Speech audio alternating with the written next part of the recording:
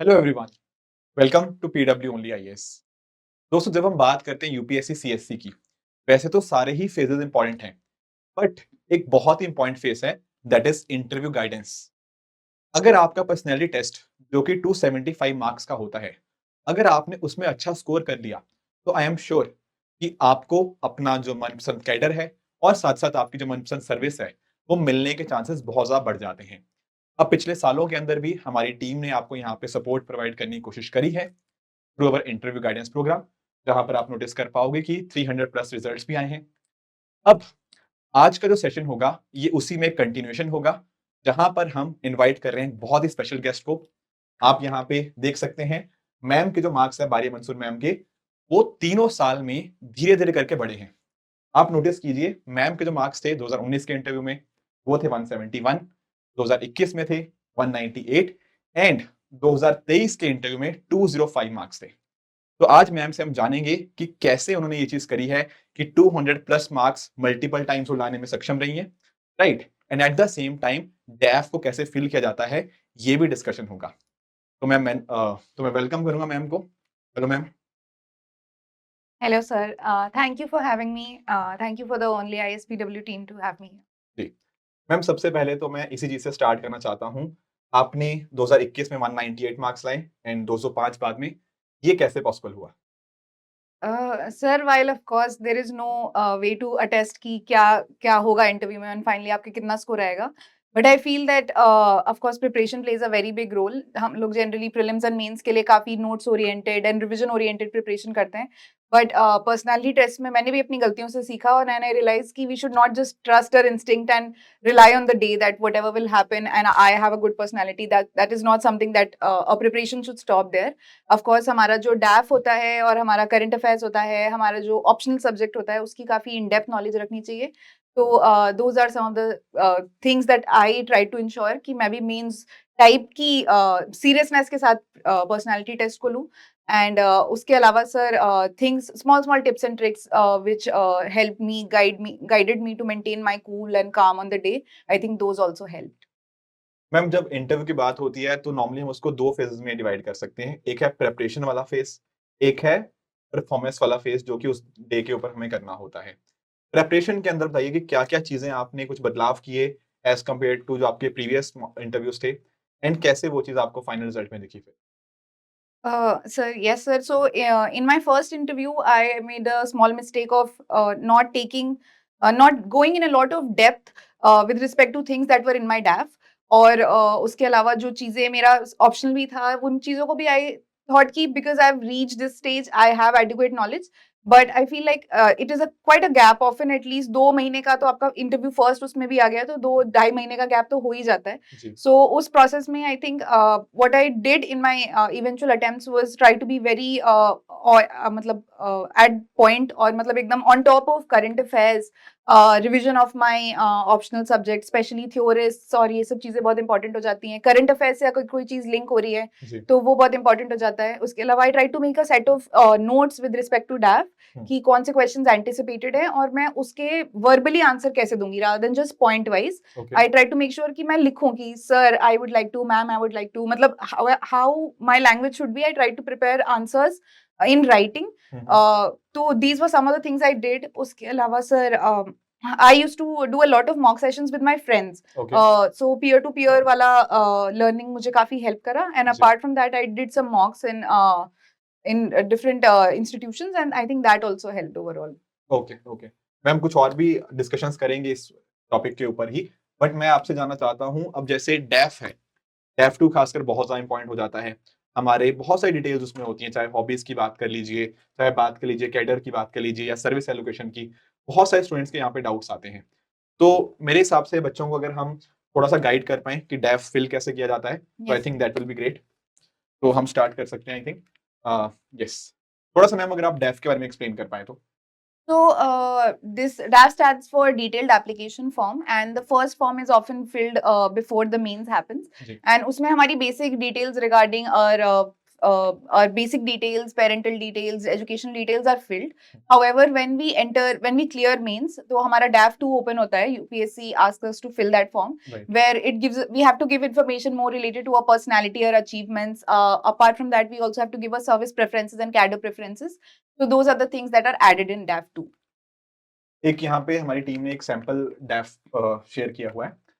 तो यहाँ से मैम जैसे फॉर एग्जांपल एक चीज जैसे ना कही जाती है कि हालांकि वेरी करता है, बट फिर भी 60 to 70% ऑफ द क्वेश्चंस काफी बार ऐसा होता है डैफ से ही डायरेक्टली हमारे सामने आ जाते हैं। Right. जैसे फॉर एग्जांपल किसी बच्चे का लेट्स से अगर नेम हम बात करें, लेट्स से किसी का नाम अंकित है या कुछ भी ऐसे इस तरह से नाम है, तो sometimes the discussion starts from the name itself. Definitely. तो प्रेपरेशन में किन-किन बातों का खासकर इस पहले अगर मैं सिर्फ इस स्पेस की बात करूं, यहाँ पर क्या-क्या चीजें हो सकती हैं जहां से एक स्टूडेंट को प्रिपेयर करना चाहिए?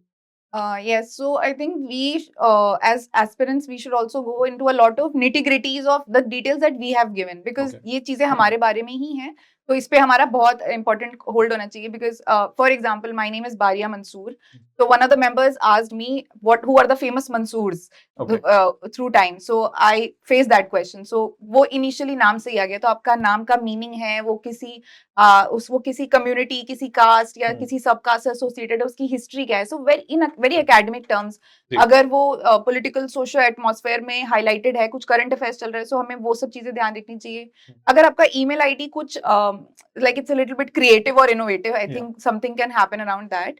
Mobile number तो I don't think doesn't matter. True. Mother tongue, of course, आपका अपने हिंदी, उर्दू या whatever regional language you've given, there can be some basic questions around that. Yes. तो आपको उसका status पता होना चाहिए, language status क्या है, constitutionally, legally, और उसके अराउंड अगर कुछ debates चल रही हैं, जैसे हिंदी को लेके generally debates चलती रहती हैं, उसके use को, हाँ, because mine was Hindi, so I prepared questions like these. Okay. उसके अलावा place of birth, so of course place of birth is the place often you as an individual are associated with. Right. So even if it's not the place of residence right now, Right. if whatever some basic demographic details, whatever it is famous for, whatever it is known for, historically, contemporarily जो भी चल रहा है, वो सब चीजें आपको पता होनी चाहिए. बिल्कुल, बिल्कुल.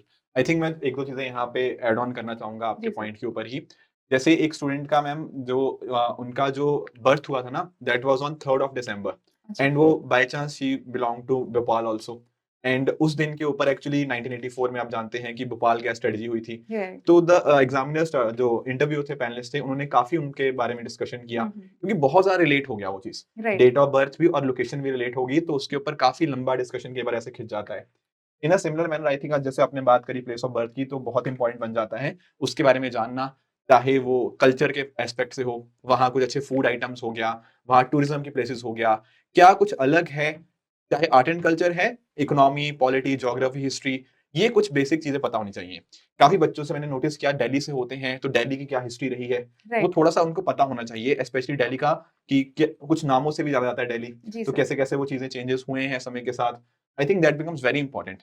एंड दिल्ली के होने की वजह से बहुत सारे टूरिज्म प्लेसेस भी हैं दिल्ली के अंदर, या जिस भी जगह से आप बिलोंग करते हो, मान लो आप झांसी से बिलोंग करते हो, तो it becomes very important historically, right. तो उस तरह से आई थिंक प्रिपरेशन कर सकते हो. And same goes for name.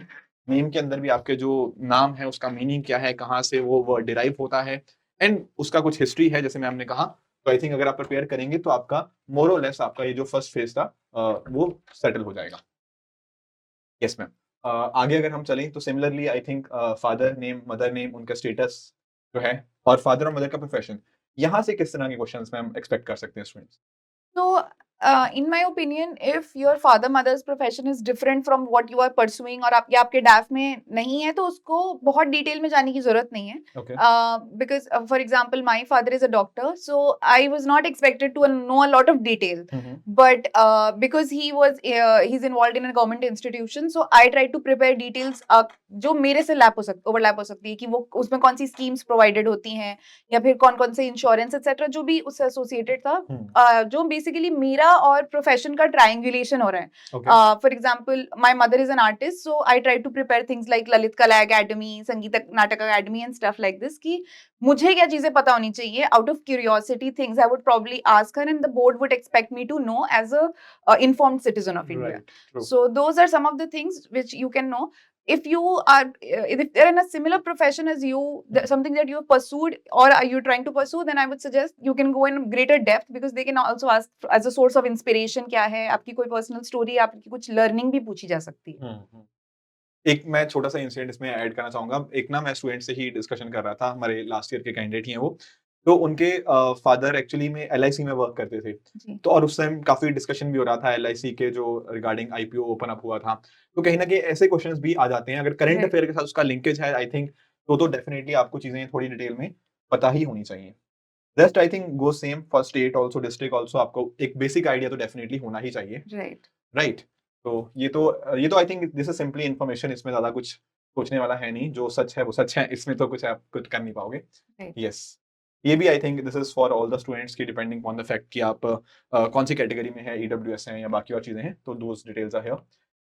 Yes, एक मैम यहाँ पे जैसे डैफ के अंदर कुछ कॉलम्स आते हैं आपकी एजुकेशन के regarding 10th, 12th, graduation, post graduation, इस तरह जो आपकी डिटेल्स आती हैं।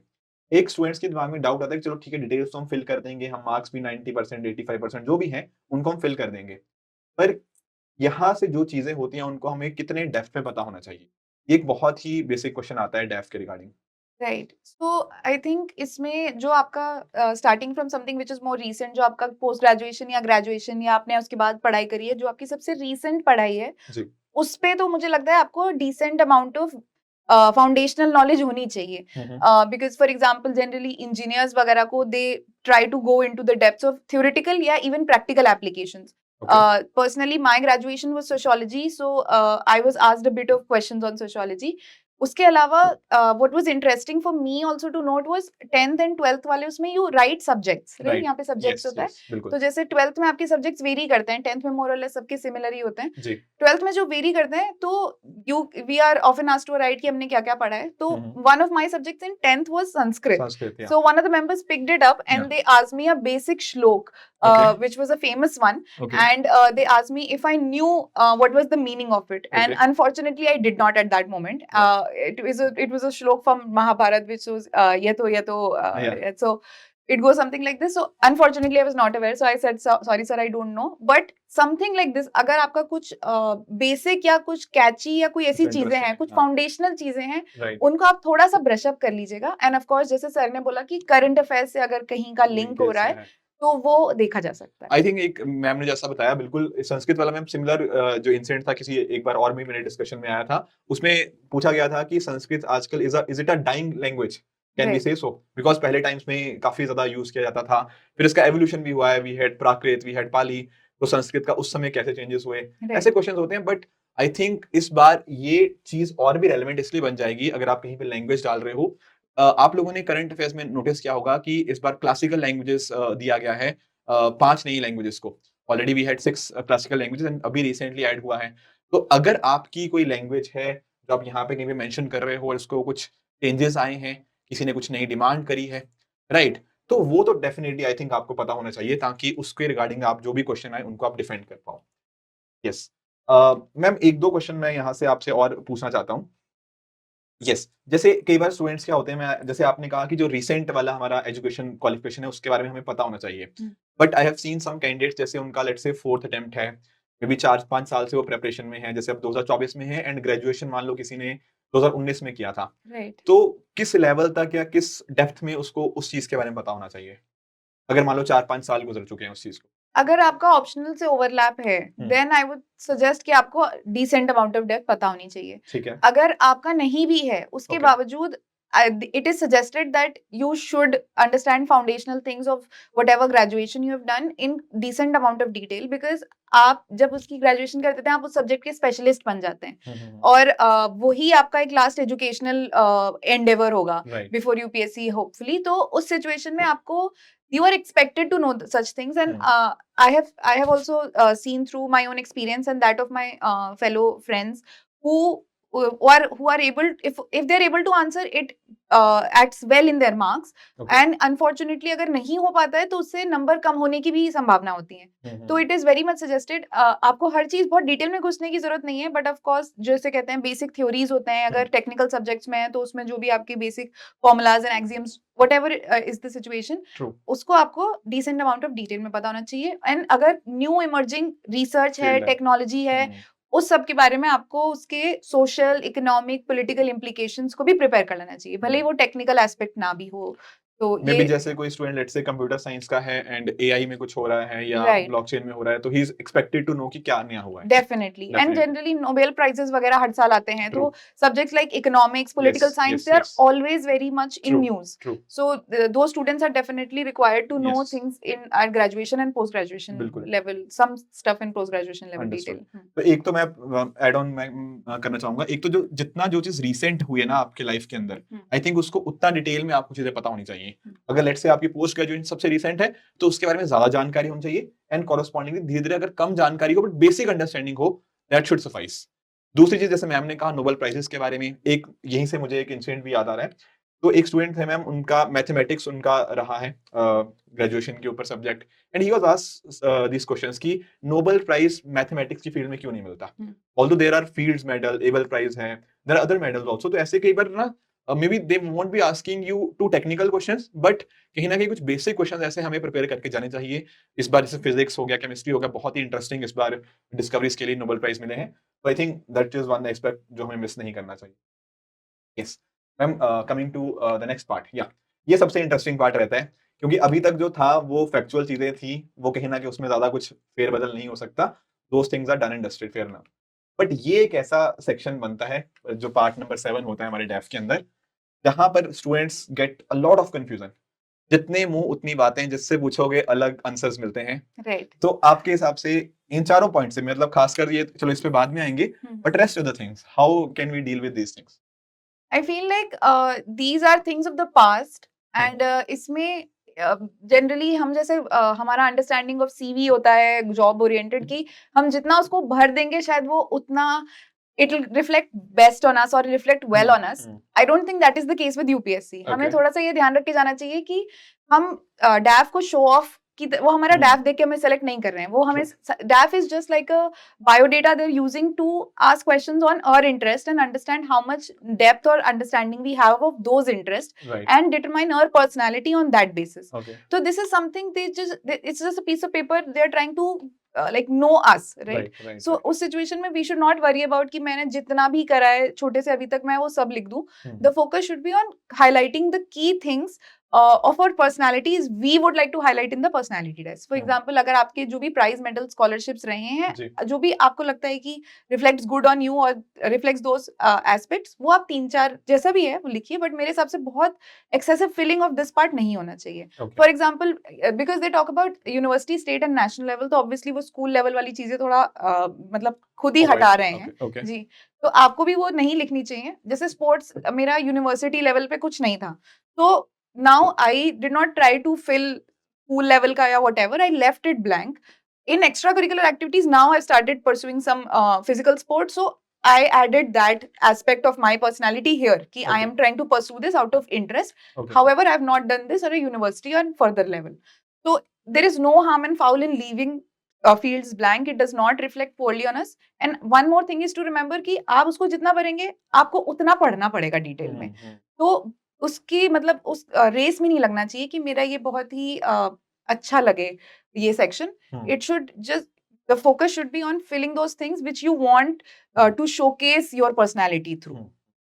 मैम, इसमें ना मेरी एक ना जलज श्रीवास्तव सर जो हमारे यहाँ इंटरव्यूज भी लेते हैं, मैंने उनसे भी डिस्कशन हुआ था, तो उनका भी सिमिलर पॉइंट ऑफ व्यू कहना था कि अगर आप इसको बहुत ज्यादा फिल कर रहे हो ना, आप कहीं ना कहीं सामने वाले के लिए एक्सपेक्टेशन या बार बहुत हाई सेट कर रहे हो। राइट, आपने बार हाई सेट कर दिया एंड आप इंटरव्यू अंडर परफॉर्म करके आ गए, तो आपके मार्क्स बहुत कम आएंगे। इट इज लाइक ऊंची दुकान फीका पकवान, सिंपली अगर मैं बोलूं, तो कहीं ना कहीं अगर थोड़ा सा कम भी है तो चलेगा, बट आई थिंक अगर आप इंटरव्यू में उस चीज को जस्टिफाई कर पा रहे हो पर्सनैलिटी टेस्ट के अंदर, तो I think that will make up for it. Definitely. एक छोटा सा और भी, काफी सारे स्टूडेंट्स से एक डाउट और भी आता है कि मुझे कुछ भी याद नहीं आ रहा, मतलब स्कॉलरशिप भी नहीं आ रही, मेडल्स भी नहीं, मैंने लाइफ में कुछ नहीं किया, कि ऐसे स्टूडेंट्स का आता है डाउट्स। कि तो मैं क्या इनको खाली छोड़ दूं, या मेरा कुछ स्कूल में मैं क्लास मॉनिटर था, या मैं स्कूल में ये था, एनीथिंग ऑफ दैट सॉर्ट, क्या मैं वो लिख दूं? What would be a better thing as per you? In my personal opinion I feel आपको यूनिवर्सिटी एंड उसके आगे वाले अचीवमेंट्स ही लिखने चाहिए, स्कूल वाले अवॉइड करने चाहिए। बट इन केस आपको फील हो रहा है कि I don't have anything to write, you can probably reflect on things that you have done. आप अपने एक्स्ट्रा करिकुलर को अच्छे से भरिए। फिर लीडरशिप वगैरह में, अब इसमें स्कूल कॉलेज वगैरह है, तो इसमें आप अगर आप हाउस कैप्टन, स्पोर्ट्स कैप्टन ऐसा कुछ है तो आप वो भर सकते हैं, अगर आपको जगह की मतलब आपको डर्थ लग रही है मेरे पास कंटेंट की, अंडरस्टूड। देन आप स्कूल लेवल पे जाइए। बट यहाँ पे मुझे लगता है कि you should stick to university level and ahead. मतलब जो मोस्ट रीसेंट है स्टार्ट उसी से करो, Right. बट अगर नहीं मिल रहा then you can go backwards. Definitely. Understood. Yes, one last question ma'am इसके रिगार्डिंग, पहले तो इसके रिगार्डिंग किस तरह के कुछ क्वेश्चंस पूछे जा सकते हैं? जैसे फॉर एग्जांपल मान लो कोई स्कूल कैप्टन है, या किसी कुछ और अवार्ड्स मिले हैं, कोई एनसीसी में था, तो what kind of question can he expect? या स्पोर्ट्स में मान लो कोई बास्केटबॉल में कोई स्टेट में खेला है, या किसी और स्पोर्ट में, तो किस तरह के क्वेश्चंस ही शुड प्रिपेयर? तो in any of the fields that are filled, आपको उस चीज की बेसिक अंडरस्टैंडिंग या नॉलेज तो होनी चाहिए कि वो किस चीज के लिए बना है, उसकी क्या सिग्निफिकेंस है, उसकी क्या टेक्निकल या फैक्चुअल सी चीजें हैं। फॉर एग्जांपल स्पोर्ट्स वगैरह में, because it is very much possible कि आपने कोई स्पोर्ट्स भरा है and one of the members is probably very interested in the sports, plays the sports themselves, तो they can take it in detail. तो अगर आप स्पोर्ट्स में भर रहे हैं कि आपने उसमें कुछ अचीव करा है, विच मीन्स आपने वो प्रोबेबली एक मतलब यूनिवर्सिटी या प्रोफेशनल लेवल पे उसको परसू करा है, तो आपको अच्छी खासी डिटेल पता होनी चाहिए। एट द सेम टाइम अगर आप इंटरेस्ट में भर रहे हैं तो probably they will not expect you to know as much. ठीक है, सो ये वाली सिचुएशन होती है। I have seen with through some of my friends and peers eyes कि sports like cricket, they are kind of very common. हाँ, हर गली में खेला जाता है, हर किसी को पता है, हर किसी को काफी चीजें पता है। They are so endless in terms of rules and मतलब ये जो लॉज उसके इतना रेगुलेशंस इतने डीप में होते हैं कि आप वो एंडलेस सी चीज है, मतलब लोग पढ़ते चले जाते हैं और वो है। तो उस ऐसे इंटरेस्टिंग स्पोर्ट्स में I think you should have a curiosity वाला मतलब माइंडसेट, और आप थोड़ा भी जब आप प्रिपेयर भी कर रहे हैं तो आप नई नई चीजों के लिए मतलब देखते रहें कि कुछ अलग सी चीजें मुझे मिल रही हैं, तो you should be open to that, because of course it's very prevalent, everybody knows a lot about it. तो वो हो गया स्पोर्ट्स में। अदरवाइज फॉर एवरीथिंग बेसिक, और अगर आपने उसमें कोई मतलब क्या कहते हैं शेयर हासिल करी है, तो आपको उसमें स्पेसिफिक ज्यादा से ज्यादा जाना चाहिए कि मतलब जो आपसे पूछ रहा है उसको कहीं पे भी ये ना लगे कि this person does not deserve to fill this here. तो आपको काफी डेप्थ में उसको प्रिपेयर करना चाहिए। ठीक है। Coming to ma'am last part जो कि हॉबीज वाला है, मोर और लेस ऊपर वाला तो डिस्कशन हो गया। यहाँ पर ना कई बार हमें लगता है कि मतलब some students come to me and say कि सर ये हॉबी ना सबने लिखी हुई है। जैसे आप अभी हम क्रिकेट की बात कर रहे थे, तो शायद 10 में से 3 लोगों का वॉचिंग क्रिकेट या प्लेइंग क्रिकेट एक हॉबी रहता है। राइट। वॉचिंग मूवीज एक बहुत ही कॉमन हॉबी है। इसके अलावा बुक रीडिंग हो गया, एक कॉमन हॉबी हो जाती है ना? ऐसे ही मतलब 4-5, योगा एक बहुत ही मैं फ्रीक्वेंटली देखता रहता हूँ। तो कई बार स्टूडेंट्स को लगता है यार ये वाली हॉबी लिखूंगा तो एग्जामिनर को ऐसा, मतलब पैनलिस्ट को ऐसा ना लगे कि यार ये तो सब सेम ही है। तो कई बार वो क्या करते हैं, कुछ ऐसी हॉबी लिखते हैं जो काफी आउट ऑफ द बॉक्स लिखने की कोशिश करते हैं to impress the interview. Is this a right strategy? और या फिर हम अगर हमारी नॉर्मल हॉबीज हैं, नॉर्मल जो मैंने आपको एग्जांपल दिए, हमें उसी को स्टिक करना चाहिए? Sir in my opinion I feel आपको वो हॉबी लिखनी चाहिए जो आपको जेन्युइनली उसमें इंटरेस्ट हो। I understand as a aspirant myself, मुझे भी परसू करने में टाइम नहीं मिलता था जब हम लोग पढ़ाई कर रहे होते हैं। बट वंस आप इंटरव्यू मोड में, पोस्ट मीन्स मोड में आ जाते हैं, तो हमें हमारी कुछ डायरेक्शंस होते हैं, भले ही हम उसको बहुत एक्टिवली परसू नहीं कर रहे थे, बट हमें पता होता है कि ये चीजें मुझे पसंद है और मुझे मौका मिला तो मैं इसको परसू करना चाहूंगी। आप वो वाली हॉबीज भरिए जिसमें आपको पढ़ने में भी मजा आए, उसके बारे में उसको परसू करने में भी मजा आए। पहली बात तो ये, आपको बिल्कुल भी अननेसेसरी झूठ या न्यू या इनोवेटिव हॉबीज जबरदस्ती बनाने की बिल्कुल जरूरत नहीं है। उसके अलावा आप क्या कर सकते हैं कि अगर आपकी हॉबी बहुत ही कॉमन है लाइक वॉचिंग मूवीज, तो आप ये सोच सकते हैं कि मुझे किस टाइप की मूवीज देखना पसंद है। आप उसमें थोड़ा स्पेसिफिक जा सकते हैं। For example I like reading books, उसमें मैंने सोचा कि I like reading non fiction books and specially autobiographies and biographies, so I wrote reading autobiographies and biographies, so stuff like this. आप अपनी जेनरिक हॉबी को स्पेसिफिक बनाने की कोशिश करिए, then the discussion will be more limited या फिर interesting हो जाएगा। अगर नहीं तो जनरली अगर उनको कुछ जेनरिक हॉबी मिलती है तो कई बार वो सोचते हैं कि इसमें बोरिंग क्वेश्चंस होंगे या सेम ही चीज निकलेगी। आई थिंक अगर आपने जैसे बुक्स लिख दिया तो it can go anywhere, right, वो कहीं पर भी जा सकता है, बहुत ही ओपन एंड हो जाता है। तो जैसे अगर मान लेते हैं, जैसे आपने काफी स्पेसिफिक कर दिया कि हाँ बायोग्राफीज एंड ऑटोबायोग्राफीज आपको पढ़ना पसंद है एक स्पेसिफिक टाइप की, Right. तो उसमें प्रेपरेशन हमारी कैसी रहनी चाहिए बाद में? फिर उसके बाद आपको, जब आप मतलब सबसे पहला सवाल होगा कि कौन सी आपने पढ़ी या फिर क्यों आपका इंटरेस्ट बना है स्पेसिफिक हॉबी में। ओके। तो जो भी पहली चीज है कि आप उस हॉबी को कैसे परसू कर रहे हैं, उसके बारे में आपका प्रिपरेशन होनी चाहिए। सपोज मैंने बोला कि मैंने माय एक्सपेरिमेंट्स विद ट्रुथ पढ़ी, तो ठीक है। अब गांधी जी पे डिस्कशन जा सकता है। जी। सो गांधी जी के बारे में जो चीजें एज एन एस्पिरेंट या क्यूरियस सिटीजन मुझे पता होनी चाहिए, those are the things that I should prepare. तो एक तो हो गया कि मैं क्या परसू कर रही हूँ, उसके उससे off topic with respect to hobby, but उस टॉपिक में घुस के सवाल जा सकते हैं। जी। दूसरी चीजें हैं कि आपको, बिकॉज वो आपका इंटरेस्ट है, तो आपको उसमें डिसेंट डिटेल में जाना चाहिए, या उसके सोशल या इकोनॉमिक एप्लीकेशंस या मतलब इम्प्लीकेशंस पे जाना चाहिए। फॉर एग्जांपल ऑनलाइन चेस लोग काफी लिखते हैं, ठीक तो है। ऑनलाइन गेमिंग पे सवाल बन सकता है उसकी मतलब वो कितना वायबल है, वो कितना मॉरल है, चिल्ड्रन पे क्या इम्पैक्ट है, उसका इकोनॉमी पे क्या इम्पैक्ट है, उसके रेगुलेशंस क्या है, इस टाइप के सवाल बन सकते हैं। चेंजेस जो आ रहे हैं जी सारे। जी। तो उस हॉबी का हमारी सोसाइटी में, पॉलिटी, इकोनॉमी में क्या स्पेस है, और फिर उस पे क्या डिबेट्स चल रही हैं, उससे हमें आगा रहना चाहिए। आई थिंक एक दो चीजें और भी रहती हैं, जैसे कई बार ऐसे क्वेश्चंस भी आते हैं कि आप अपनी हॉबी से आपने क्या सीखा है, what are Definitely. Few learnings that you have incorporated from these hobbies, and कहीं ना कहीं आगे जाके लेट्स से आप एडमिनिस्ट्रेशन का पार्ट बनते हो, तो क्या वो हॉबी आपकी किसी जगह पे यूज भी रह सकती है या जी फिर सर। ऐसा? वो जनरली स्पोर्ट्स एंड लीडरशिप वाले क्वेश्चन से भी बहुत पूछा जाता है कि सपोज आपने कुछ लिखा कि I was head at XYZ, तो वो आपसे पूछ सकते हैं कि आपने क्या सीखा, एंड राइट। आप as a position of leadership में ज्वाइन करेंगे तो क्या आप इम्प्लीमेंट करना चाहेंगे। राइट। तो ये भी क्वेश्चंस इनमें भी आप प्रिपेयर कर सकते राइट। आई थिंक इसमें कई स्टूडेंट्स ना सोशल भी लिखते हैं कुछ, कि मैं सोशल एक्टिविटीज में पार्टिसिपेट था, मे बी नेशनल जो एनएसएस होता है, हैं। राइट। राइट।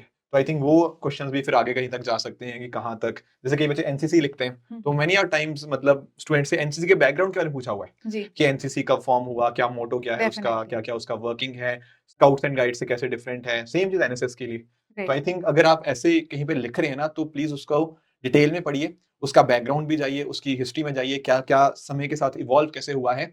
अगर ये चीजों पे क्लैरिटी होगी तो वो जेन्युइनली आपका एक इंटरेस्ट शो करेगा उस चीज के अंदर, एंड आई थिंक जो सामने पैनलिस्ट होगा वो वो काफी इंप्रेस होगा आपसे। आई थिंक ये हमने काफी डिटेल में मैम डिस्कस कर लिया, आई थिंक इंपॉर्टेंट भी था, यहीं पे सबसे ज्यादा डिफिकल्टी आती है स्टूडेंट्स को। यस। हाँ जी ma'am, now moving on to the cadres.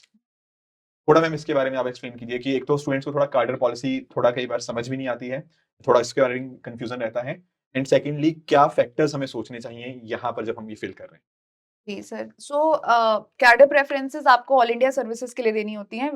इस वाले एग्जाम में आपका आईएएस और आईपीएस उसके अंडर आता है, जी। तो उसके लिए आपको आईएएस के लिए एक अलग और कैडर प्रेफरेंसेस का फॉर्म मिलेगा, और आईपीएस सेम। के लिए सेकंड दूसरा मिलेगा। ट्रू।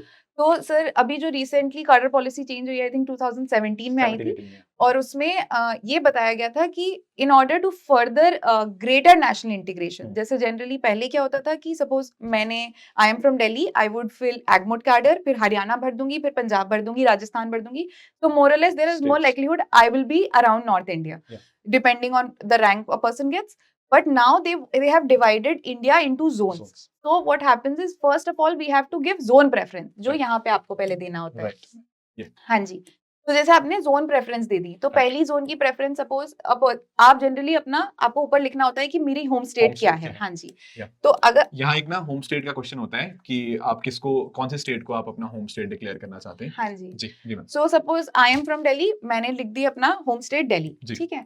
तो आपका होम स्टेट दिल्ली को तभी वो आपको कंसिडर करेंगे इनसाइडर वैकेंसी में, अगर आप उसको अपना उस जोन को फर्स्ट प्रेफरेंस भरेंगे और उस स्टेट को या उस कैडर को फर्स्ट प्रेफरेंस भरेंगे। फॉर एग्जाम्पल इस सिचुएशन में अगर मैं यहाँ पर अगर 1 डालूं, हाँ जी, है ना, और यहाँ पे इसमें मुझे 1 डालूंगी, तभी मैं इनसाइडर वैकेंसी के लिए एप्लीकेबल होंगी, राइट। होम स्टेट भरने के बाद। Right. ठीक है, आप अपना होम स्टेट कुछ भी भर सकते हैं। It can be on the basis, it generally is on the basis of residence.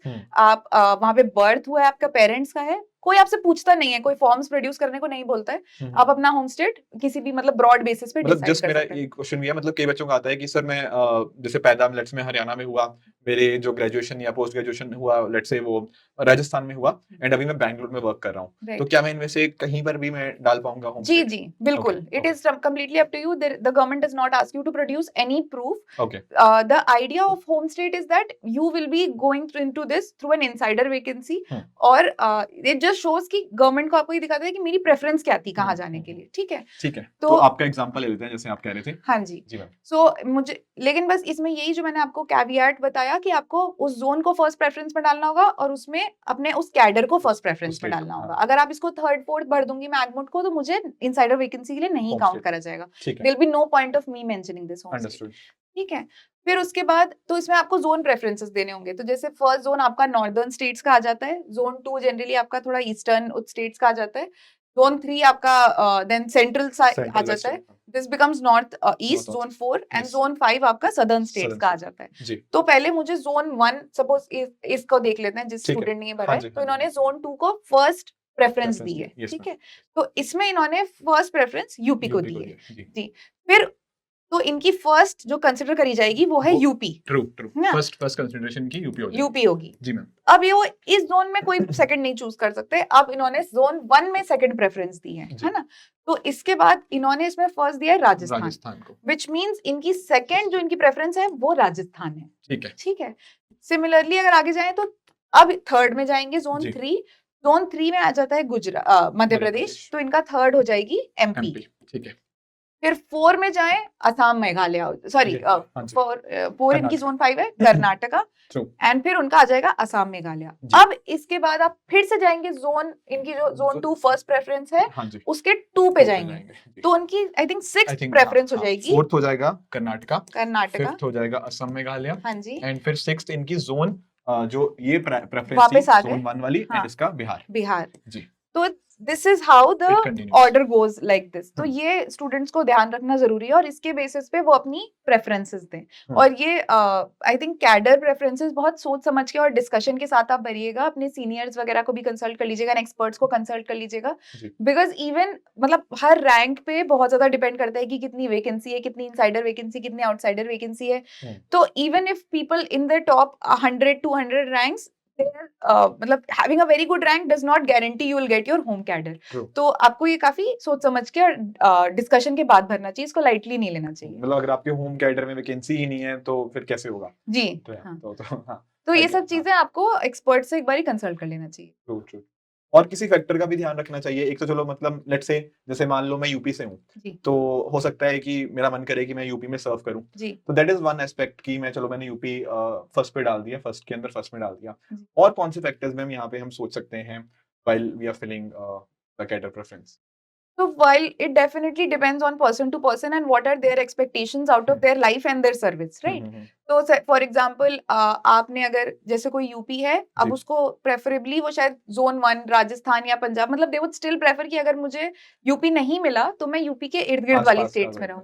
ठीक तो है। जैसे इन्होंने राजस्थान को सेकंड इधर प्रेफरेंस में ऐसे एलोकेट कर दिया। तो आप ये सोच सकते हैं कि if not this then maybe somewhere near, या फिर आप समवेयर कहाँ जाना चाहते हैं। मतलब फॉर एग्जाम्पल समबडी, जैसे आपने बोला some person is from UP working in Karnataka, Bangalore, तो मे बी उनका ये सेकंड प्रेफरेंस हो सकता था। ठीक है। So very much depends on the kind of life you want।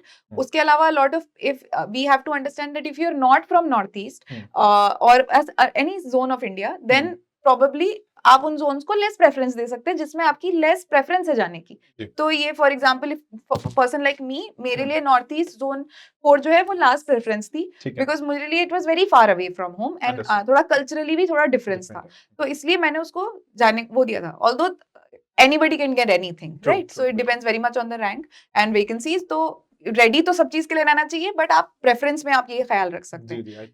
जब आप बाकी चीज इसमें भी आप कंसिडर कर रहे हैं तो यू कैन कंसिडर कि what are the stability of the state, the development of the state, the what is the demography of the state, what is the relationship between politics and bureaucracy, and you can definitely decide on the basis of that। I remember reading one topper transcript and this person had placed Chhattisgarh very high up in their order preferences, and when the board asked, this person was also not from Chhattisgarh, so when the board asked, they said ki it's very less, comparatively less developed state, so why are you preferring it so high? So this person who is now an officer, they said that exactly why that's why I want to go हाँ। because it has much more scope. Challenges ज्यादा हैं तो मुझे challenges पसंद है। जी, हाँ, और अब मेरे पास ज़्यादा हाँ, स्कोप है scope है। कंट्रीब्यूट करने के लिए जिसके लिए राइट, मैं सर्विस में जा रहा हूँ। राइट। तो मैंने आपको बस पैरामीटर्स दिए हैं, आप उसका कम ज़्यादा जो भी प्रेफर करते हैं उसके बेसिस पे आप भर सकते हैं। बिल्कुल, I think her particular person की अपनी-अपनी है, किसी को चैलेंजेस पसंद है, किसी को जी, है कि नहीं यार डेवलपमेंट हम ही नहीं करेंगे तो कौन करेगा? Right, those can be one of the factors. किसी को लगता है कि मैं अपने कल्चर को समझ चुका हूँ,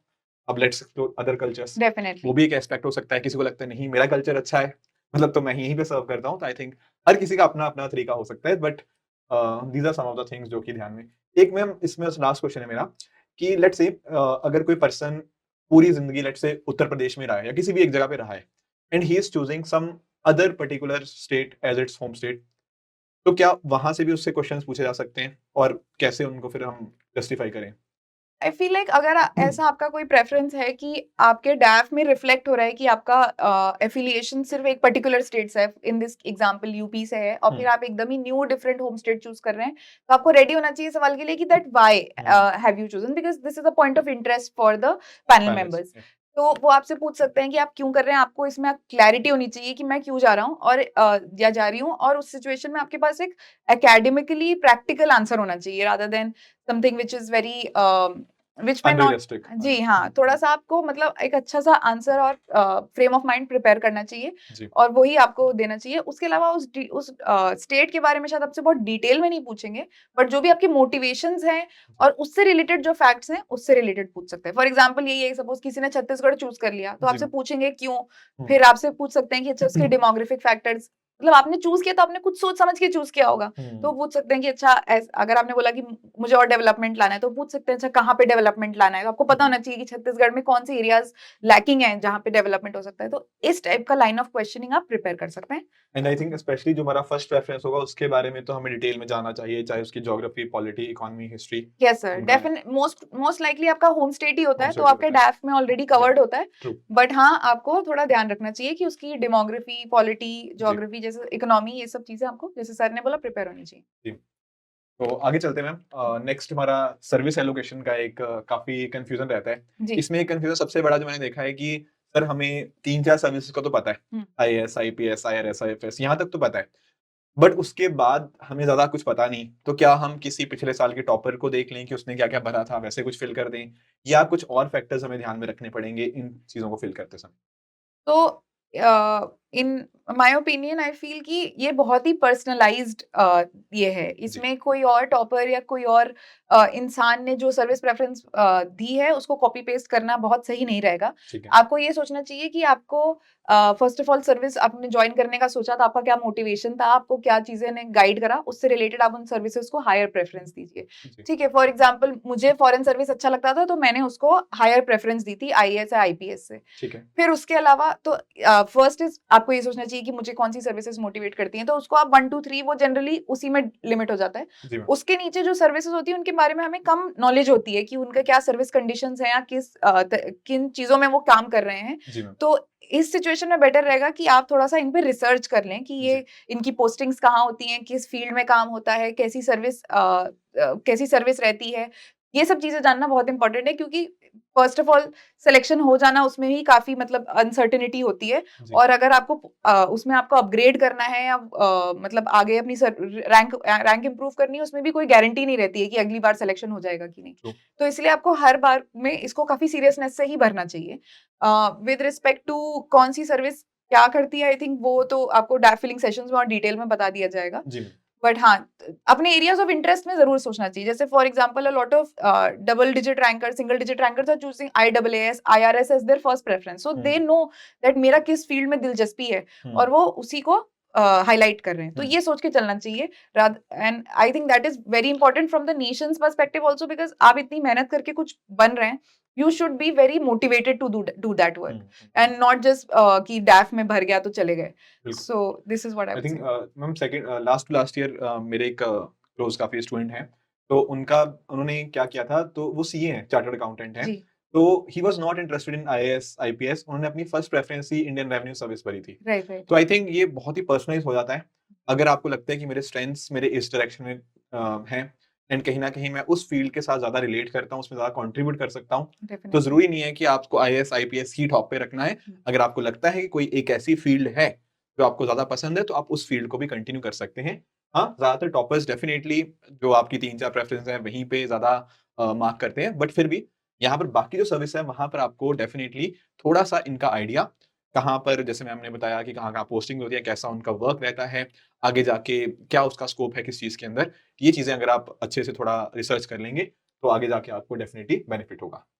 मैम एक छोटा-सा सवाल मेरा और है, कुछ स्टूडेंट्स का यहाँ पे डाउट आता है कि सर जैसे एक कुछ ग्रुप बी सर्विसेज़ हमें यहाँ पे देखने को मिलती हैं। कुछ स्टूडेंट्स का डाउट रहता है कि जैसे सर डेनिक्स है, डेनिप्स हैं, ये भले ही ग्रुप बी हैं बट इनका जो शायद वर्किंग होता है थोड़ा-सा सिमिलर रहता है। तो शुड वी एक्चुअली मतलब क्या ये सोचा जा सकता है कि ग्रुप बी को हम ग्रुप ए से पहले रखें?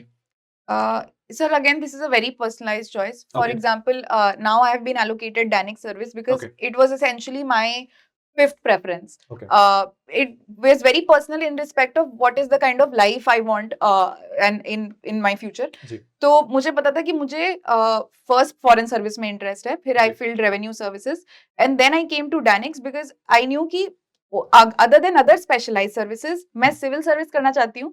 And because I'm from Delhi, I knew I'll be posted 80% of my career in Delhi. Right, So now I knew this is a balance, this is a combination which I preferred hmm, over other Group A services, which will allow me to work in a field which I did not, was not as enthusiastic about it. और understood, दूसरी चीज उनकी working conditions भी मुझे इतनी enticing नहीं लग रही थी जितना मुझे डैनिक्स की लगी. हुँ, तो इस सिचुएशन में for example someone from Pondicherry or Tamil Nadu will find Pondix much more exciting than Danix. True, तो ये आपकी बहुत ज्यादा personal life and personal preference पे डिपेंड करता जी, है एंड मेरे हिसाब से आपको वो चीजें चूज करनी चाहिए जो काम आपको एक्साइट करे जी मैम, और उस बेसिस पे आपको अपनी प्रेफरेंसेस को ऊपर नीचे करना चाहिए. ठीक है मैम।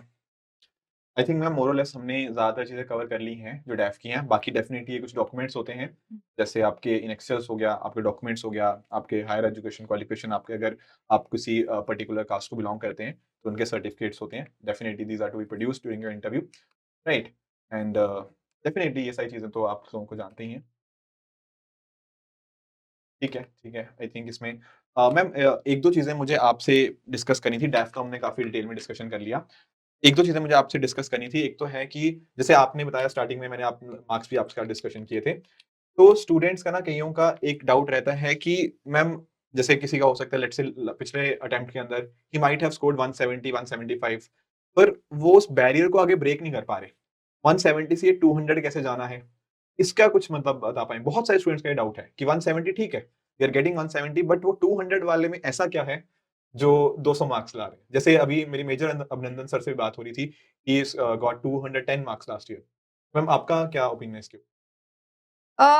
मेरी भी पर्सनली जर्नी वैसे ही रही है. आई जी, try to improve my marks from 171 score in 2019. जी ma'am. So the issue I felt was or the area of improvement I felt was कि हमें कई बार समझना होता है कि ये क्वेश्चन जो मुझसे पूछा है ये क्यों पूछा है, rather than just immediately being focused on कि मैं जल्दी से क्या बोल दूं जो इनको impress कर जाए. हुँ, The focus is highlighting that what is the part of personality that I want to highlight, and also understanding what do they want to judge from this question. Okay, Right? For example, in one of the in my last interview, one of the questions what was asked to me was कि how uh, the हाँ, उस time Olympics हुए थे 2019 sorry 2021 वाले उसमें. Tokyo Olympics 2021 में जो हुए थे। I think I think हाँ, Tokyo हाँ Olympics, जी, हाँ right? जी, हाँ जी। So they the question was, they asked me, we have not done very well in Olympics, okay, although we had scored 9 medals, which 7 was 7 या seven 7 हाँ, medals, हाँ yes, जी, हाँ जी। which was already an all-time high for India. True,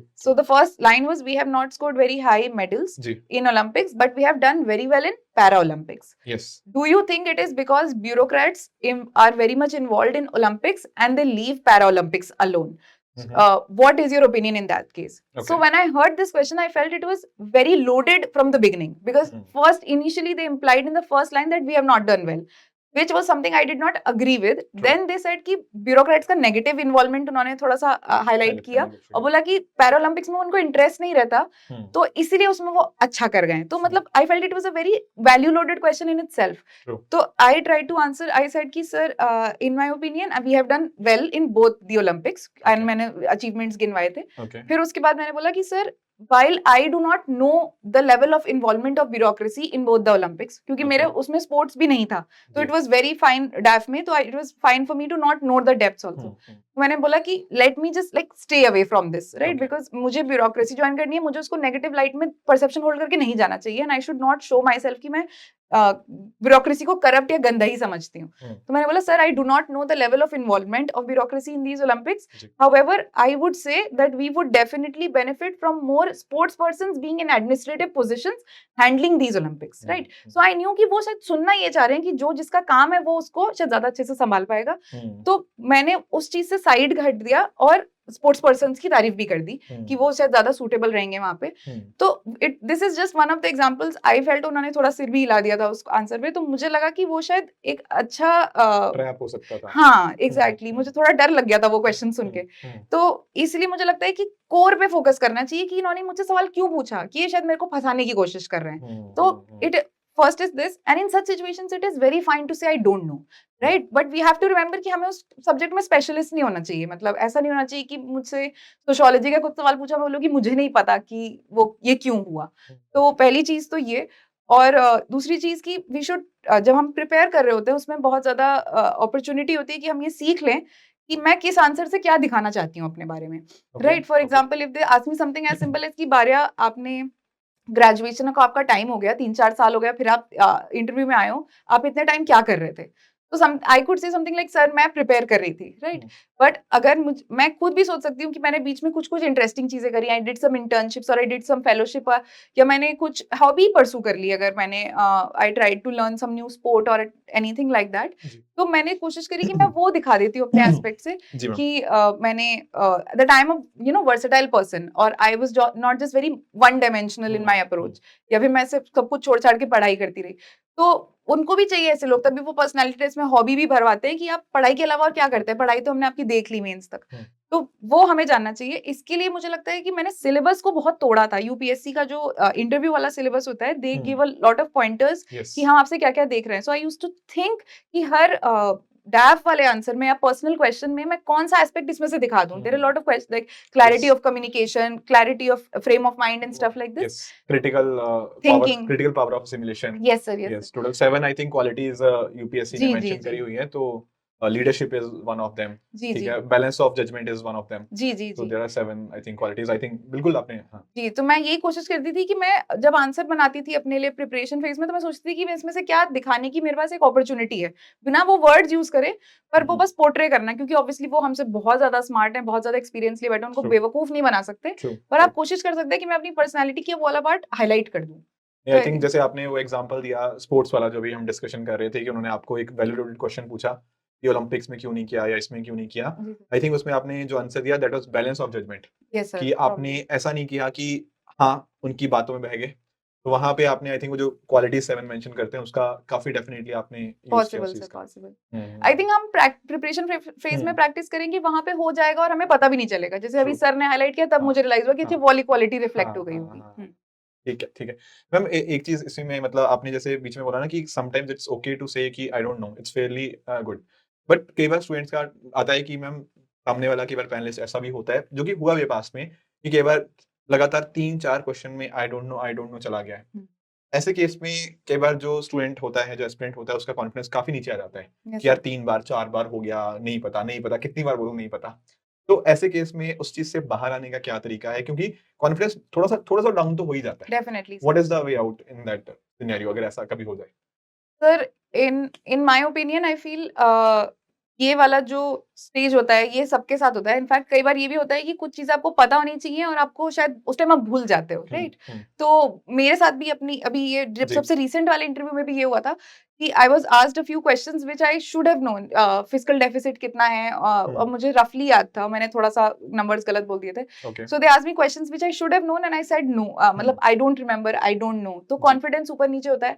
but in your I think fake it till you make it वाला concept I use to implement, कि मुझे इनको दिखाना नहीं है कि मुझे डर लग रहा है। So one small trick I use to do was smile. I use to constantly give a small smile on my face, polite smile, कि मैं इनको लगने नहीं दूंगी कि मुझे डर लग रहा है, हाँ जी। And always I think one thing I used to tell myself कि it's never over till it's over, right? So every question is a new question. Leave, I don't have to judge myself in the interview. They are sitting here to judge me. तो मैं ये काम उन पे छोड़ देती हूँ. मेरा काम है सवाल का जवाब देना. तो मैं सोचती थी कि छोड़ो ये सवाल पास्ट है, अब नए सवाल पे बेस्ट करना है, नए सवाल पे बेस्ट करना है. तो one question at a time लेकर, and it's not over till it's over वाली मेंटालिटी में अपने आप को थोड़ा बहुत बताते रहती थी.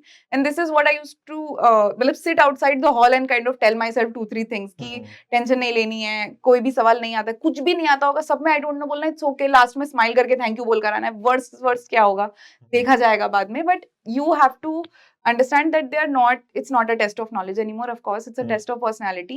आपको जो चीजें पता होनी चाहिए वो आपकी डैफ की चीजें हैं, उसमें भी अगर आप कुछ भूल गए तो वो आपसे कुछ नया पूछ लेंगे, तो उसमें इतना टेंशन लेने की जरूरत नहीं है. In fact when I came out of my interview I was crying, like I felt कि मैंने बहुत बुरा इंटरव्यू दिया है.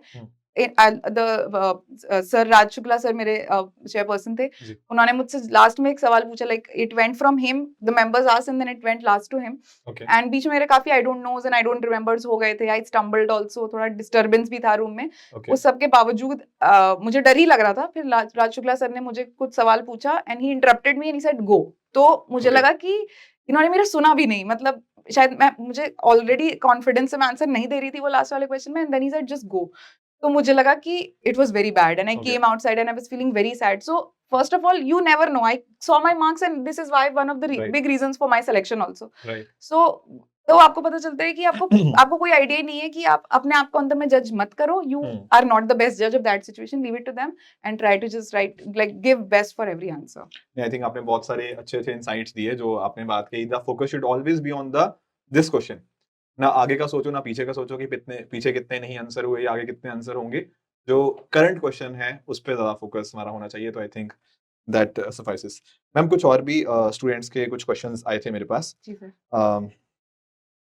एक मैम क्वेश्चन था जैसे कि हम मेंस के टाइम तो अपने ऑप्शनल को काफी डिटेल में पढ़ते हैं, जैसे आपका सोशियोलॉजी ऑप्शनल था. तो इंटरव्यू के टाइम के ऊपर क्या हमें वापस से अपने मेंस के नोट्स गो थ्रू करने चाहिए ऑप्शनल के regarding? And what about current affairs? ये दो चीजें मतलब होती हैं, एवरीवन नोज कि दीज आर इंपॉर्टेंट, पर कितनी डेप्थ में जाना है? क्या ऑप्शनल की हर चीज हमें पता होनी चाहिए कि करंट अफेयर्स हमें जैसे मेंस के लिए लगभग 1 साल या 1.5 साल के पता होते हैं, क्या हमें उसी को रिवाइज करना है या बहुत ही रिसेंट वाले चाहिए होंगे? ये 2 क्वेश्चन मैम. तो first of all it depends optional to optional. मेरा थोड़ा सा स्पेशल केस इस बार था. I change my optional to political science in my this attempt. So because option like sociology, political science even more so because it is very current laden. तो मेरा बहुत सवाल IR पे आए थे with respect to कितना पढ़ना चाहिए. मुझे लगता है हर ऑप्शनल की, humanities option like in vouch for, technical option मुझे नहीं पता ज्यादा, बट आपको बेसिक थ्योरी अच्छे से करके जानी चाहिए. फेमस थ्योरिस्ट, उसमें भी आपकी क्या प्रेफरेंस है कि कौन सा थ्योरिस्ट आपको पसंद है, क्यों पसंद है, उनके बेसिक चीजें उन्होंने क्या पढ़ाया, बेसिक कॉन्सेप्ट जो होते हैं वो आपका जनरली पेपर 1 कवर करता है. ह्यूमैनिटीज वाले सारे सब्जेक्ट वो आप अच्छे से करिए. आपकी जो भी मतलब सब्जेक्ट की ऐसी चीजें हैं जो फाउंडेशनल चीजें हैं कि रिसर्च मेथड्स हो गए, या आपके सब्जेक्ट को लेके क्या डिबेट है. सोशियोलॉजी को लेके डिबेट होती है कि साइंस है कि नहीं. ये वाली जो चीजें हैं आप अपना सिलेबस खोल के देखिए, उसको आप डिटेल में पढ़ लीजिए. कुछ चीजें होती हैं जो आपसे नहीं पूछेगा. फॉर एग्जांपल सोशल स्ट्रैटिफिकेशन में पावर के जो डायमेंशंस हैं वो शायद आपसे नहीं पूछेंगे. आ गए तो आ गए, लेकिन आपको बैठ के उसको बहुत रटने की भी जरूरत नहीं है. पर थ्योरी फाउंडेशन वाली चीज आपको अच्छे से पता होना चाहिए. नाउ अगेन उसका जो करंट वाला एस्पेक्ट है, अब सोशियोलॉजी है तो उसका करंट वाला एस्पेक्ट आपका जो आता है ट्राइबल्स, माइनॉरिटीज, सोशल चेंजेस, जो ट्रायंगुलेट करेगा आपके करंट अफेयर से, आपके डैफ से और आपका ऑप्शनल वाले सब्जेक्ट से, उसमें आप डेप्थ में जाइए. जैसे मेरा पॉलिटिकल साइंस था तो मुझसे पूछा था काफी चीजें कि कब तक वॉर चलेगा, वर्ल्ड वॉर 3 होगा कि नहीं होगा. अब I am not an astrologer और पॉलिटिकल कमेंटेटर, बट मुझसे एक्सपेक्टेड है कि मेरा ओपिनियन होना चाहिए इस सवाल पे. वो सही हो गलत हो वो अलग बात है, वो तो कोई नहीं जानता. जी. तो वो ये सब चीजें अपार्ट फ्रॉम थ्योरी, ये सब ओपिनियंस आपके ऑप्शनल से रिलेटेड और करंट अफेयर से रिलेटेड आ सकते हैं. Just to add on ma'am, एक मतलब कई बार मैं भी स्टूडेंट से बात करता हूँ तो जैसे स्टूडेंट से पूछा गया था कि जो कार्ल मार्क्स, मतलब आपके फेवरेट सोशियोलॉजिस्ट कौन है, तो उन्होंने बोला कि कार्ल मार्क्स फेवरेट हैं. तो in the and he asked कि कुछ उनकी कुछ थ्योरीज बता दीजिए और क्या वो थ्योरीज आज के समय रेलेवेंट हैं या नहीं है, या उनको हम पूरी तरह से डिस्कार्ड कर सकते हैं. तो ऐसे क्वेश्चंस काफी बार आते रहते हैं. बिल्कुल. थोड़ा एप्लीकेशन ओरिएंटेड भी हैं और थोड़ा स्टैटिक के साथ लिंकेज. तो ऐसा नहीं है कि मे बी पूरी डिटेल में हर एक चीज पता होनी चाहिए, बट हाँ फंडामेंटल्स जरूर पता होने चाहिए. जी sir. And ma'am current affairs का भी सेम.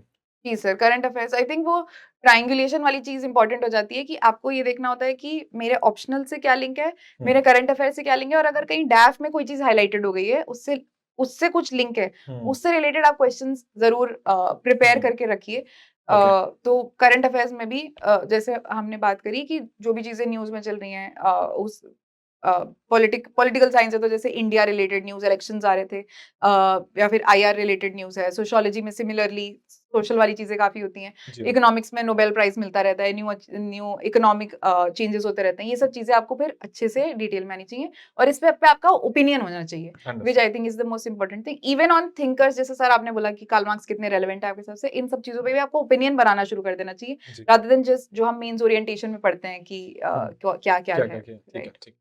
मैम एक ना डाउट स्टूडेंट का आता है कि कई बार जैसे कुछ स्टूडेंट्स ऐसे होते हैं जिन्होंने मेंस अपना इंग्लिश में दिया होता है, जी, इंग्लिश मीडियम में, उनके दिमाग में एक डाउट रहता है कि मैं इंटरव्यू अपना हिंदी में देना चाहता हूँ। पहली बात तो this is possible I I everyone knows this but कहीं न कहीं क्या मेरे अगेंस्ट कुछ डिसएडवांटेज तो नहीं होगा? एक ये डाउट स्टूडेंट्स के दिमाग में आता ही है, कि पूरा मेरा तैयारी हमेशा मैंने इंग्लिश मीडियम में किया but I want to give it in Hindi. तो ऐसे केस में क्या सोचना चाहिए? मुझे जितना मुझे पता है, जी, मुझे नहीं लगता कि इसमें कोई भी डिसएडवांटेज है, जी, बिकॉज़ आगे चल के आप जब एडमिनिस्ट्रेशन में जाएँगे, तो आपको काफ़ी ज़्यादा रीजनल लैंग्वेज और अपनी हिंदी में काफ़ी काम करना पड़ेगा। सो वो these are also most of the people are from administration और ब्यूरोक्रेट्स या फिर किसी भी तरीके से गवर्नमेंट से एसोसिएटेड लोग होते हैं, वो आपको कभी भी इसमें नेगेटिवली जज नहीं करेंगे। हुँ, तो आपको जो भी लैंग्वेज में आप सबसे ज़्यादा कंफर्टेबल हैं, अपनी पर्सनैलिटी को शोकेस करने के लिए आपको वो यूज़ करना चाहिए। हुँ, लैंग्वेज के बेसिस पे मुझे नहीं लगता कि कभी भी जज किया जज नहीं जाता है। ठीक है। मैम एक जैसे आई थिंक आपका graduation was in sociology if I am जी नॉट सर। रॉन्ग हाँ जी। तो एक डाउट जो स्टूडेंट्स के आता है जैसे लेट्स से कोई person let's say mechanical engineering का है, बट उसने ऑप्शन लिया है सोशियोलॉजी या पीएसआईआर लिया है। जैसे आपका सोशियोलॉजी था बट मतलब ग्रेजुएशन सोशियोलॉजी में था बट ऑप्शनल आपने अभी इस बार पीएसआईआर लिया। जी सर। तो क्या ऐसे कुछ क्वेश्चन्स हम एक्सपेक्ट करते हैं कि आपका ग्रेजुएशन किसी और में है, ऑप्शनल आप कुछ और ले रहे हो, व्हाट जी इज़ द सर। रीज़न? क्या आपको बिल्कुल इंटरेस्ट नहीं है? आपके 4 साल पढ़ाई के क्या फ़ायदा होगा उस चीज़ का? जी सर। ऐसे कई बार क्वेश्चन आ जाते हैं। जी सर। तो how should we be prepared for these kind of questions? So even I was asked this question in my most recent interview when I changed my optional. जी ma'am. So for me personally, I said that I wanted to improve my marks hmm, hmm. and sociology मुझे वो limitation feel हो रही थी. That's why ji, I shifted and which was an honest response. ये मैंने बोला और उन्होंने एक्सेप्ट भी कर लिया। Often I feel in the case of people from professional courses उनसे पूछ लिया जाता है कि आपने वेस्ट करा सपोज़ आप इंजीनियर हैं या डॉक्टर हैं और बोलते हैं कि आप हुँ, सिविल सर्विस में आ रहे हैं, हुँ, वो अलग एंगल आ जाता है या हुँ, फिर आप सब्जेक्ट छोड़ रहे हैं तो आप सब्जेक्ट की मतलब सो टू से तौहीन कर रहे हैं, तो वो एक उस तरीके से अगर सवाल आ जाए, जी, तो उस सिचुएशन में मुझे लगता है you should be very honest with respect to आपका क्या मोटिवेशन था ये ऑप्शनल लेने का। जनरली ऐसे ही रहता है कि you feel like you will do well with this optional, जी, you feel like you feel like आपके आपकी ज़्यादा समझ है, आपको न्यू सब्जेक्ट पढ़ने में इंटरेस्ट आएगा। तो मुझे लगता है आप ये सब बोल सकते हैं, it is definitely fine and as long as आपकी मोटिवेशंस रैशनल हैं, वो आपको जज नहीं करेंगे। ठीक है। मैम बस लास्ट के 2-3 क्वेश्चन्स और हैं। जैसे interview transcript should we go through them? How many मतलब उनको यूटिलाइज़ कैसे करना चाहिए? फिर इंटरव्यू ट्रांसक्रिप्ट्स गो थ्रू करने sir I think interview transcript बहुत बड़ा रोल प्ले करते हैं। जैसे हम मेंस के लिए पीवाईक्यू, प्रीलिम्स के लिए पीवाईक्यू देखते हैं। जी, interview transcripts are akin to that at this stage primarily because आप जनरली आप ये देखिए कि आपने डैफ में जो चीज़ें भरी हैं, आप वो सर्च कर सकते हैं वो कीवर्ड्स और उससे रिलेटेड अभी तक क्या सवाल पूछे गए हैं। तो ये आपका क्वेश्चन बैंक बिल्ड करने में बहुत हेल्प करते हैं।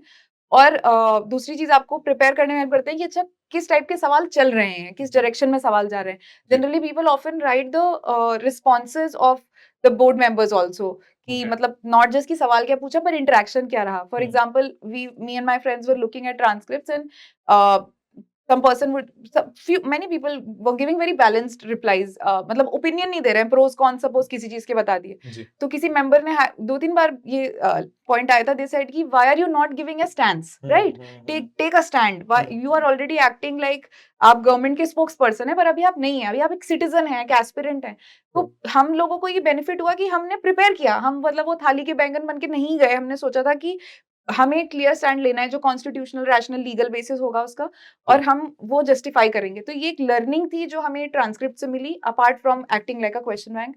So I think it is best, it is good to review transcript. However, having said that, I want to give a word of caution. Hmm, hmm, What happens in this stage is people start developing perceptions regarding boards कि Okay. ये वाला board difficult है, ये वाला board इस type के सवाल पूछ रहा है, हाँ. which I feel is a very dangerous practice. Okay. As an aspirant, both the times I scored well, I stayed away. मतलब even when I was sitting in the hall, मुझे पता चल गया मेरा कौन सा board है, मतलब किसी ने पूछ लिया, पता चल गया informally.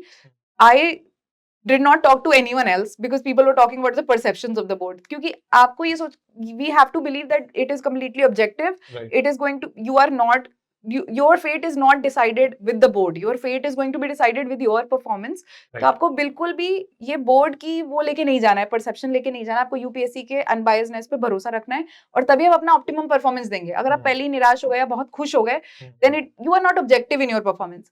तो this is one thing I would say transcript say, मतलब ये चीज नहीं लेनी चाहिए, पर obviously as an academic source बहुत अच्छा है. कई बार आता है ना कि ये वाला बोर्ड तो बहुत ग्रिल करता है, जी जी, वो परसेप्शन बन जाता है कई हाँ बार. जी हाँ हाँ जी, जी. तो उससे अवॉइड करना चाहिए. ठीक है मैम, बस लास्ट में मैं एक चीज आपसे पूछना चाहूंगा, कुछ dos and don'ts preparation phase में भी एंड परफॉर्मेंस वाले डे के ऊपर भी कुछ अच्छा. आप बता पाओ जिससे मार्क्स बूस्ट हो, प्रेपरेशन वाला फेज भी and performance day. Sir preparation phase में डूज आई वुड सजेस्ट कि अपने डैफ में आप जितना इन डेप्थ क्वेश्चंस प्रिपेयर कर सकते हैं, उसके answers in the verbal format जो होता है, खाली पॉइंट्स नहीं, आप जी. उसको प्रिपेयर करिए. दूसरी चीज है, आई वुड सजेस्ट जितना आप बोल बोल के प्रैक्टिस करेंगे, किसी के सामने प्रैक्टिस करेंगे, पीयर लर्निंग ग्रुप में करेंगे, तो वो अच्छा होगा. मॉक्स दे दीजिए, वो भी अच्छा होगा. डोंट्स में I feel like one thing is what happens is mocks में आपको जो भी रिव्यू मिले, always take it with a pinch of salt, even if it is a very positive review और even if it is a very negative review. Okay. So one mistake I made in my first attempt was I gave a couple of mocks, and because it was my first interview, it was very early in the preparation, and my people who मतलब जो panel members थे, उन्होंने मेरी तारीफ करी और मैं I just was on the seventh sky. Okay. So I stopped preparing very well. I thought my personality is very good, ji. and I'm going to shine irrespective of my preparation, which I felt was a very bad thing that happened to me. तो जी. मुझे कभी भी आपको बहुत positive या बहुत negative review को बिल्कुल भी दिल से नहीं लगाना चाहिए. आपको लास्ट मिनट तक अच्छी प्रिपरेशन पे जाना चाहिए और भरोसा रखना चाहिए अपने आप पे, ऑफ कोर्स. तो this is my biggest don't. Just हाँ, मतलब everybody thinks they have a great personality, but a lot of this is preparation. So आप प्रिपरेशन को बिल्कुल निग्लेक्ट नहीं करना चाहिए. With respect to performance day, sir, I believe कि performance day के दिन, of course, there's a couple of hours that you'll go and get to sit in the hall with your aspirants. अगर आपका interview first नहीं है, ठीक है, 1 घंटा तो बैठना ही होता है. आप जाते हैं सुबह, मतलब even if it's forenoon या afternoon में आपका interview है, आप सुबह accordingly टाइम से उठें, अपना जो भी आपका रन थ्रू है, मतलब आप साड़ी पहन रहे हैं, सूट पहन रहे हैं, जो भी कर रहे हैं, वो आप एक मॉक इंटरव्यू में कर लें, सो दैट यू नो कि मुझे इतना टाइम लगता है ये सब करने में, and nothing is new on that day, right? So whatever you are wearing, whatever things that you have to do on the exact day, आप एक मॉक में वो चीज कर लें. So that is happened. सुबह उठ के न्यूज़पेपर पढ़ के जाएं. If you don't get time, you can always reach there. They have newspapers available. So current affairs में आपको उस दिन का फर्स्ट पेज, फ्रंट पेज पता होना चाहिए, स्पेशली अगर आपसे रिलेटेड कोई चीज है. विद रिस्पेक्ट, मतलब इवन परफॉर्मेंस डे से मैं एक दिन पहले वाली चीज बोलूंगी कि हमने जो हॉबीज या हमारे डैफ में कुछ कीवर्ड्स होते हैं, अगर वो करंट नेचर के हैं तो उनको गूगल कर लें. बिकॉज जैसे in my it was table tennis, so I just googled randomly and there was a small tournament which happened and that was the question they asked कि कल क्या हुआ था. हाँ, so what was, who won, etcetera. तो मैंने मतलब इत्तेफाक से देख लिया था, तो वो बता दिया. तो ये भी आप थोड़ा सा देख के जाएं. परफॉर्मेंस डे में हाँ, nothing new should happen. Read newspaper, वहां जाके आपको avoid cheater chatter. And cheater chatter अगर आपका मतलब अच्छा लग रहा है, आप कर लीजिए, लेकिन मेरे हिसाब से कोई भी चीज आपको टेंशन देगी, उससे आपको दूर रहना चाहिए. ठीक है, मुझे पता था कि मुझे बोर्ड का आइडिया लग के शायद टेंशन होगी, तो I did not interact a lot in those topics of communication. उसके अलावा दूसरी चीज मुझे लगती है कि मतलब क्या, मतलब वही है जो what ever works on Kameng you. अगर आप प्रे करते हैं, अगर आप कुछ बुक अच्छी आपको मोटिवेटिंग लगती है, आप वो ले जाइए. What ever makes you feel confident and motivated, I think you should, it is completely fine to use those things. When you go to the hall, मतलब when you are about to enter the room, उसके 5 minute पहले you have to sit alone. You don't have any even your watch, earring सब उतारवा देते हैं. So आप अकेले बैठे होते हैं, आपके पास कुछ नहीं होता देखने को, कोई आइडिया नहीं होता. तो उस सिचुएशन में मेरे हिसाब से you should like try not just think कि अब क्या होगा, उससे ज़्यादा आपको फोकस करना चाहिए। लाइक कोई मतलब आई यूज्ड टू जस्ट मतलब chant something kind of in my head, जो मेरे मॉम ने मुझे बताई थी। जी। Whatever works for you, मतलब हुँ, something hmm. that keeps your mind occupied for those 5-7 minutes because they do feel like eternity, right? और कई बार ऐसा होता है कि in my first interview it happened because what happened was they said come in and the मतलब the person the open peon person they हाँ, opened the door. हाँ, I was about to go and then they looked at me and said no no no no go and sit down. तो मैं थोड़ा सा hassled हो गई। फिर जब मैं फिर से उन्होंने मुझे बुलाया 2 मिनट बाद and I went inside हाँ, and I was like go good afternoon, like it's okay. something like this happened and I was may I come in भी नहीं बोला। बहुत हाँ, अजीब सा नर्वसनेस हो गई थी। तो हाँ, मैंने कोशिश हाँ, करा कि मैं अगली बार बहुत काम रहूँगी, मैं ये नहीं सोचूँगी कि अब क्या क्या होने होने वाला वाला है, है? मेरी सालों की मेहनत और ये सब बिल्कुल। चीज़ें दिमाग में आती हैं। Try to do something that keeps your mind off it. I think it is very important to be in the present. Right. ना आगे का सोचो, ना पीछे का सोचो। हुँ, करंट क्वेश्चन पे ध्यान दो। Think that should be fine. Yes sir. I think ma'am आपने जो इनसाइट्स दिए हमारे पूरे जो स्टूडेंट्स के लिए बहुत ही ज़्यादा यूज़फुल होंगे। बहुत सारी चीज़ें डिस्कशन करी हमने सारी चीज़ों के रिगार्डिंग। आई थिंक उनको काफ़ी हेल्प हुई होगी। Thank you so much for joining ma'am. Thank thank you you, sir. आपके इनसाइट्स बहुत काम आएँगे। Thank thank you you, sir. Thank you. Students, मैं आप सभी के लिए थोड़ी-सी इन्फॉर्मेशन मैं आपको बता देता हूँ। हमारी जो टीम है बहुत ही जल्द स्टार्ट करने जा रही है इंटरव्यू गाइडेंस प्रोग्राम, बल्कि स्टार्ट हो चुका है रादर आई शुड से। थोड़े से मैं आपको यहाँ पे फीचर्स बता देता हूँ इंटरव्यू गाइडेंस प्रोग्राम के।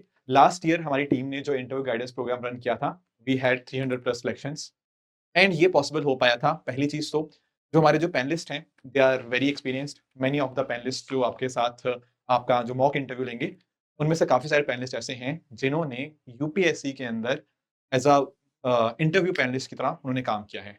तो the kind of insights, the kind of discussions जो यहाँ पे होंगे, किस तरह के क्वेश्चंस एक्चुअल यूपीएससी पूछे जाते हैं, तो वो आप लोगों के साथ डेफिनिटली वो मॉक इंटरव्यू में होगा ही होगा।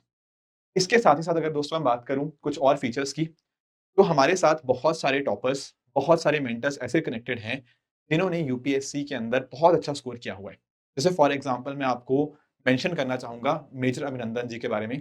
उनका 10 साल का आर्मी का एक्सपीरियंस रहा है, plus at the same time उन्होंने इंटरव्यू के अंदर 210 210 मार्क्स उन्होंने अचीव किए हैं।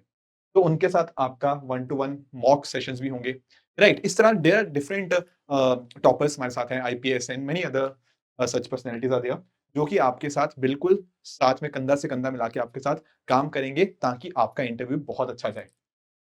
इसके साथ ही दोस्तों there will be a third eye view. कई बार ऐसा होता है कि पैनल के साथ हम उतना खुल के डिस्कशन नहीं कर पाते, कई बार हमारे दिमाग में बहुत सारे डाउट्स आते हैं।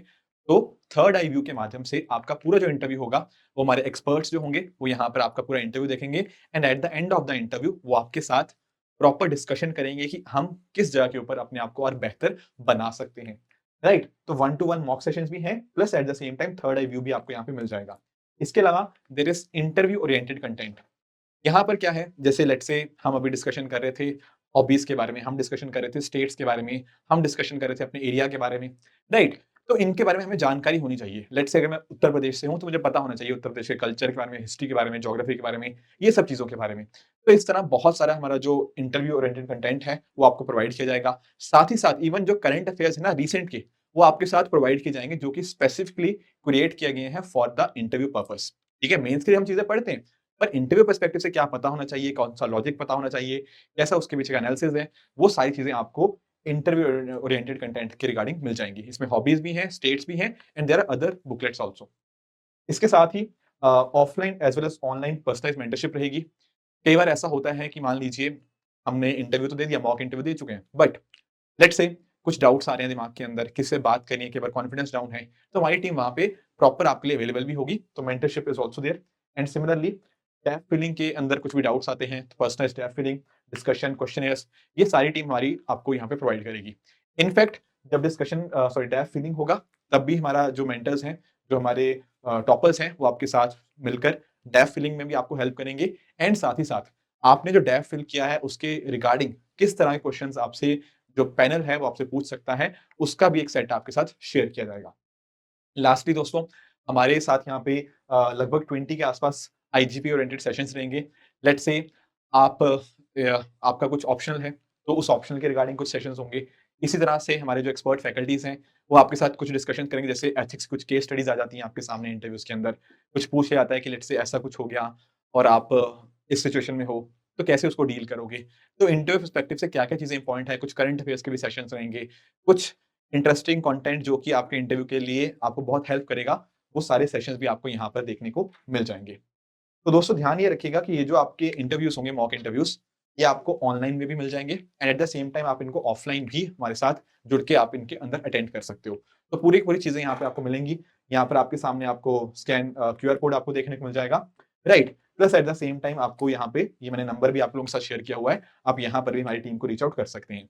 दोस्तों ये जो सारे ऑफलाइन इंटरव्यूज़ होंगे, ये हमारा जो पटेल नगर में इंटरव्यू गाइडेंस प्रोग्राम सेंटर है, वहाँ पर होगा। बेसिकली अगर मैं बात करूँ तो पटेल नगर मेट्रो स्टेशन के बिल्कुल पास में ही है। नीचे डिस्क्रिप्शन के अंदर मैं लिंक भी डाल दूँगा। Plus at the same time description के अंदर आपको एड्रेस भी मिलेगा एंड इसके अंदर एनरोल करने का आपको वे आउट भी मिल जाएगा। तो वहाँ पर आप एनरोल कर सकते हैं और हमारी टीम पूरी तरह से रेडी है, आप लोगों के साथ बिल्कुल कंधे से कंधा मिला के काम करने के लिए, ताकि ये जो लास्ट फेज़ है, जो कि अपने आप में आपका रैंक डिसाइड कर सकता है, कौन-सी सर्विस मिलेगी, कौन-सा कैडर आपको मिलेगा, वो डिसाइड कर सकता है। हमारी पूरी कोशिश रहेगी कि हम आपको पूरी तरह से हेल्प कर पाएँ। ठीक है दोस्तों? तो I hope to see all of you very soon in our interview guidance program. इसी तरह से आप भी हार्ड वर्क करते रहिए। Thank you so much for joining. All the very best.